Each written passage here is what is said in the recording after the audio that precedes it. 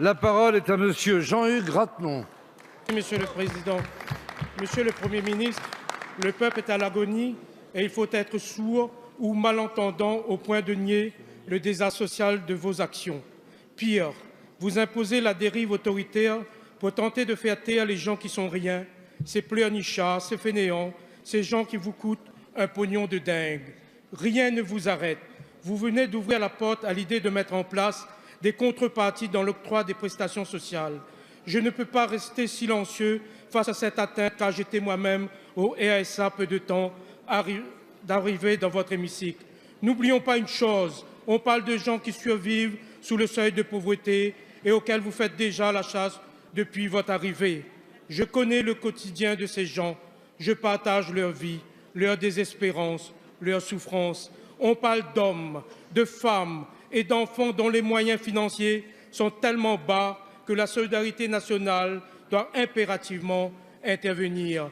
Et c'est l'honneur même de notre République, car la fraternité et le respect ont encore leur place dans notre société et la contrepartie existe déjà, ce sont les cotisations sociales. Monsieur le Premier ministre, quand allez-vous cesser d'accabler nos concitoyens qui sont dans la difficulté?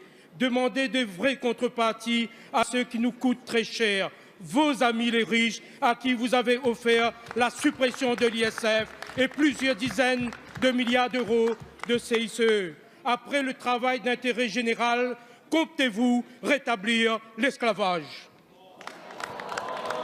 Merci. La parole est à madame Agnès Buzyn, ministre des Solidarités et de la Santé. Un peu de silence, on écoute la réponse. Vous avez la parole, madame la ministre. Merci, Monsieur le Président. Mesdames et Messieurs les députés, Monsieur le député Rattenon, personne ne coûte un pognon de dingue, personne. Chacun a le droit, dans notre société, à un accompagnement digne. C'est d'ailleurs tout l'enjeu de la stratégie de lutte contre la pauvreté.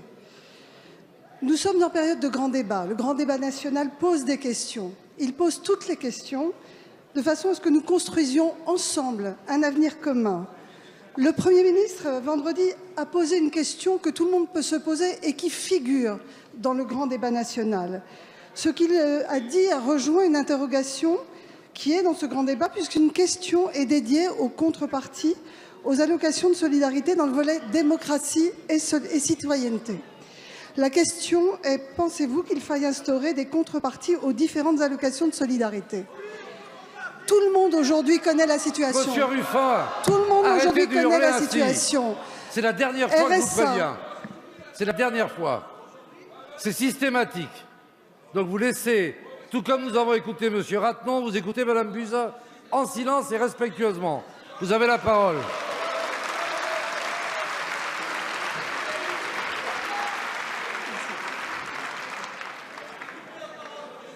Nous connaissons la situation sur les aides sociales. Vous arrêtez.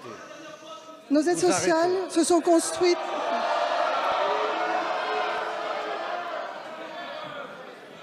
Madame la ministre, vous avez la parole.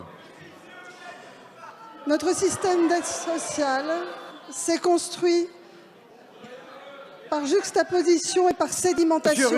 Monsieur Ruffin, Et les je vous premiers... rappelle au règlement et ce sera inscrit au procès-verbal de la séance des questions au gouvernement. Vous avez la parole.